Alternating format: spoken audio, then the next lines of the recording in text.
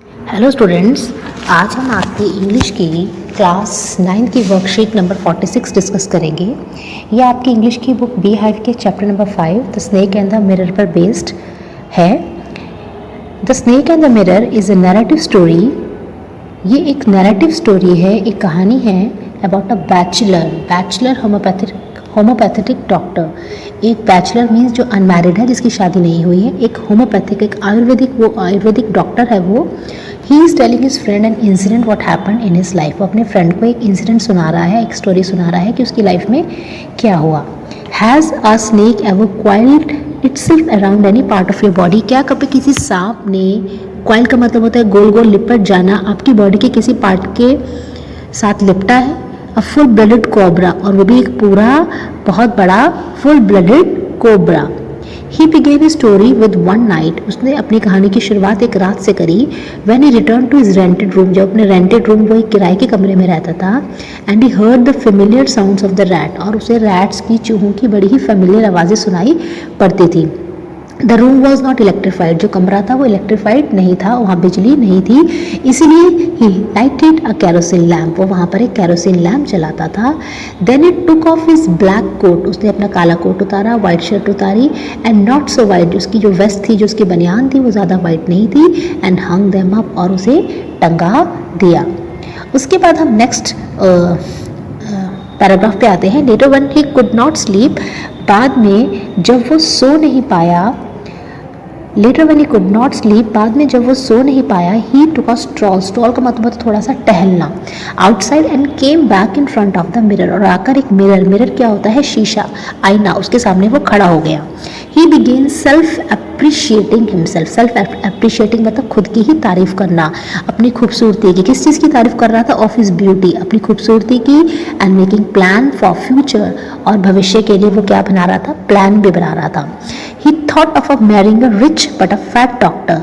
उसने सोचा कि मैं शादी करूंगा एक रिच अमीर से, लेकिन एक फैट डॉक्टर, एक मोटी डॉक्टर से।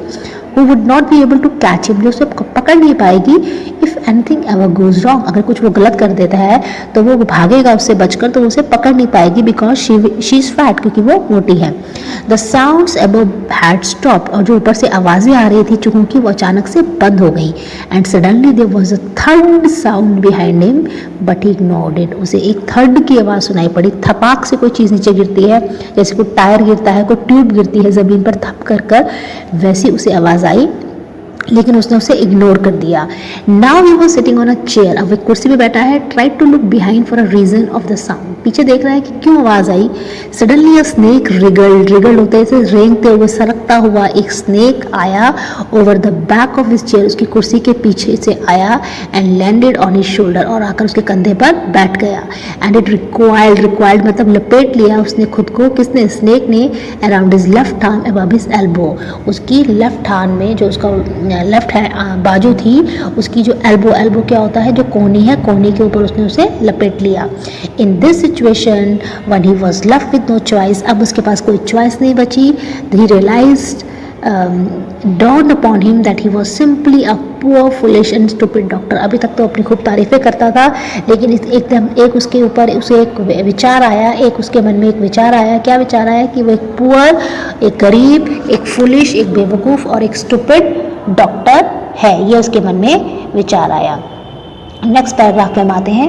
At that very moment the snake turned and saw it's reflection, तभी स्नेक मुड़ा और उसने भी रिफ्लेक्शन मतलब अपनी परछाई देखी उस शीशे में। स्नेक ने खुद को देखा। It slowly unwound itself from his arm and moved, धीरे धीरे स्नेक ने अपने आप को अनवाउंड मतलब अपने आप को खोलना शुरू करा। सांप लिपट रखा था उससे, अब उसने अपने आप को खोलना शुरू करा और मिरर की तरफ वो स्नेक मूव कर गया। The doctor quietly got up from the chair, doctor चुपचाप चेयर से उठा। Went out of the room से बाहर गया। And run out of the house, और घर से भाग गया। ही reached a friends home for night, वो एक दोस्त के घर पहुंचा रात को। The next day when he went to collect his belonging, अगले दिन वो अपना सामान इकट्ठा करने के लिए गया, he got his vest only, everything was stolen by some thief, क्योंकि उसका घर का दरवाज़ा खुला था तो कोई थीफ मतलब होता है चोर, कोई चोर उसके घर में घुस गया और उसने सब कुछ चुरा लिया सिवाय एक वेस्ट, एक पुरानी सी गंदी उसकी एक बनियान थी, उसको वो छोड़कर चला गया। I have never seen it since, उसके बाद मुझे वो सांप कभी दिखाई नहीं दिया। It was a snake which was taken with its own beauty, वो ऐसा सांप था जो अपनी ही ब्यूटी से खुद ही मंत्रमुग्ध हो गया था। टेकन इन मीन्स अपनी ब्यूटी से खुद ही वो अट्रैक्ट हो गया था। Did you see the snake next day doctor, उससे सवाल पूछा उसके दोस्तों ने, क्या अगले दिन आपने क्या उस स्नेक को देखा? तो उस डॉक्टर ने मना कर दिया।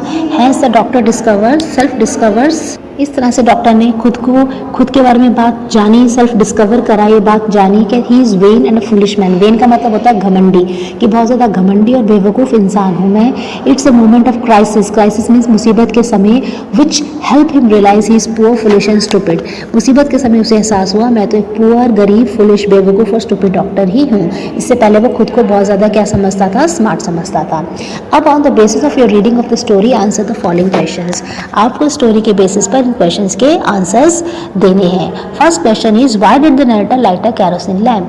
जो नैरेटर था उसने जो कैरोसिन लैम्प था वो क्यों जलाया? जो नैरेटर था उसने जो कैरोसिन लैम्प था वो क्यों जलाया? Why did narrator light the kerosene lamp? उसने कैरोसिन लैम्प इसलिए जलाया क्योंकि उसके घर में बिजली नहीं थी। Because his room was not electrified. ये इस क्वेश्चन का क्या हो जाएगा? आंसर हो जाएगा। Because his room was not electrified. अब हम सेकेंड क्वेश्चन पर आते हैं। The second question is What familiar sound did the narrator hear in his room? Narrator ने कौन से फेमिलियर आवाज़ अपने रूम में सुनी, कौन से साउंड उसने अपने रूम में सुने? तो उसका आंसर है he heard sound of rats. Third question, what was the narrator doing in front of the mirror? Narrator mirror के सामने क्या कर रहा था? He was self appreciating himself and his beauty and making plan for his future. वो अपनी खूबसूरती की तारीफें कर रहा था और फ्यूचर के प्लान कर रहा था। नेक्स्ट क्वेश्चन है suddenly the sound above stop, ऊपर से आने वाली आवाज़ रुक गई। Why do you think the sound stop? आपको क्यों लगता है कि आवाज़ रुक गई? इसका आंसर होगा the sound stop as the cobra had appeared there, क्योंकि वहाँ पे कोबरा आ गया था। What did the narrator realise at the time of crisis? मुसीबत के समय नैरेटर को क्या चीज़ का एहसास हुआ? He realised he was simply a poor, foolish and stupid doctor. उसे एहसास हुआ बहुत ही गरीब, फुलिश और स्टूपिड डॉक्टर है। Have you ever seen an animal look into a mirror? क्या कभी आपने किसी एनिमल को मिरर में देखते हुए देखा है? What do you think it sees? आपको क्या लगता है वो क्या देखता है? Yes, I once saw a monkey looking into a mirror. मैंने एक बार मंकी को देखा है। I think it was watching his face, लगता है वो अपना फेस देख रहा था। आप इसका कुछ और आंसर भी लिख सकते हैं। जी क्वेश्चन है रिगल, लैंडेड, सिटिंग, लुक, ये सब क्या है? ये सब वर्ब्स है, काम वाले शब्द है, एक्शन वर्ब्स है। रिगल मीन्स जैसे कोई जो कीड़ा होता है, जो स्नेक होता है वो हिलता है। लैंडिंग मतलब बैठना, सिटिंग मतलब बैठना, लुक मतलब देखना, ये सब वर्ब्स हैं। और एच वाला क्वेश्चन है हमारा, which of the following are antonym of crisis? Antonym means उल्टा, अपोजिट। क्राइसिस का उल्टा क्या होगा? तो इसका आंसर होगा पीस, शांति। क्राइसिस मीन्स मुसीबत का समय, बहुत ज़्यादा जब आपकी लाइफ में उथल पुथल मची होती है, और उसका जस्ट अपोजिट होगा, एंटोनिम होगा पीस। इस तरह से आपकी पूरी वर्कशीट कंप्लीट हो जाएगी।